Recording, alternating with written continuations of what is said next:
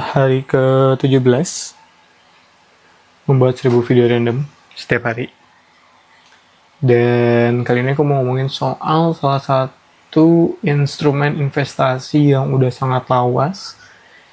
Dan sebetulnya aku nggak pernah ingin menyentuh ini, yaitu soal emas. Tapi aku tetap pengen ngomongin karena tiba-tiba inget beberapa keanehan yang terjadi di orang-orang yang memang berinvestasi di emas gitu loh. Tapi mungkin biar agak panjang dikit, kali aja ada yang nonton videonya. Sekarang kan mata uang kita, uang yang kita pakai itu disebut dengan fiat, di mana bank sentral tuh bisa mencetak semau mereka untuk mengontrol inflasi dan sebagainya. Jadi bank sentral bisa mencetak kapanpun dia mau tanpa backing apapun. Basically uang yang kita pegang tuh memang uang yang modal percaya gitu loh, kayak pihak yang mencetak uang akan tahu apa yang terbaik untuk sistem ekonomi kita. Basically kayak gitu simpelnya.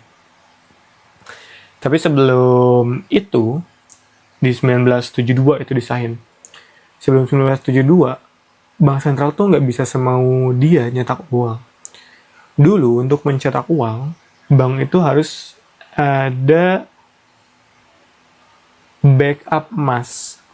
Jadi misalkan kamu punya emas 1 kilogram, kamu mungkin takut dengan resiko diambil atau sebagainya. Akhirnya kamu titip emas kamu ke bank dan kamu nanti akan dapat sertifikat yang isinya tuh ya semacam garansi, semacam jaminan bahwa kamu punya emas di bank ini senilai 1 kilo. Yang kalau disederhanain, intinya bank itu dulu baru bisa mencetak uang kalau ada emas yang masuk ke brankas. Kalau sekarang nggak kayak gitu. Bank bisa mencetak uang kapanpun, bank sentral ya. Itu sedikit karena salah satu keanehan soal emas yang pengen aku bahas adalah gimmick-gimmick kayak, karena aku nggak mendalami ya soal emas, cuman dengar cerita dari satu orang waktu itu bahwa ada beberapa orang yang kalau beli emas tuh sampai memperhitungkan kapan emas ini dibuat.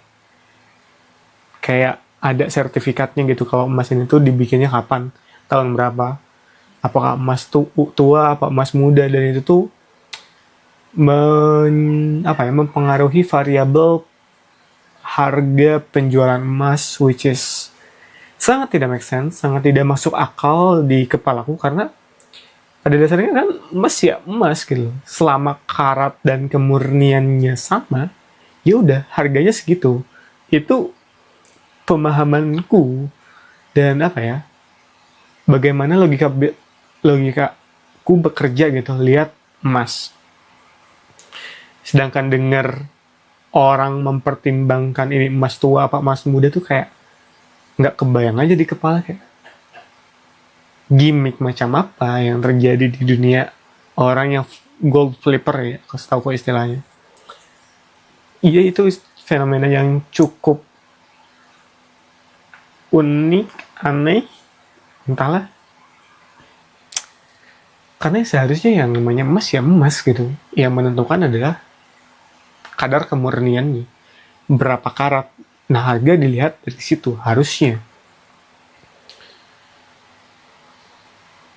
Itu sih salah satu keanehan, dan tiba-tiba keingetan aja kayak kenapa ya sampai segitunya gitu buat nyari untung dari jual beli emas. Padahal kan ya emas, bahkan tanpa sertifikat pembelian pun harusnya fine aja punya emas tuh. Tapi ya itu juga beberapa orang juga mempertimbangkan ini ada sertifikatnya enggak, bla bla bla bla bla bla. Itu juga aneh sih. Ya kalau yang aku tangkap atau hal yang bisa aku pelajari, ujung-ujungnya mau berinvestasi apapun tuh harus benar-benar mengenali dunia investasinya.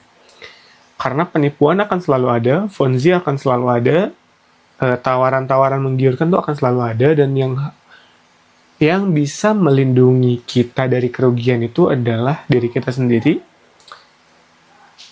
akal sehat kita, nalar kita, kewarasan kita, itu yang akan melindungi kita dari penipuan-penipuan dalam investasi apapun.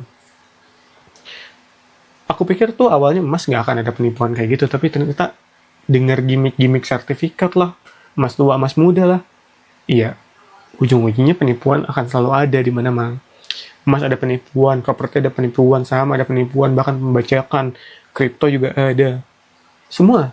Basically, market isinya juga orang-orang memanfaatkan kebodohan. Jadi, buat yang mau investasi, apapun instrumen yang diambil, pastikan untuk mengedukasi diri dulu. Pastikan nggak bodoh, biar nggak ketipu. Itu aja buat video ke-17. Sampai jumpa di video yang lainnya. Bye-bye.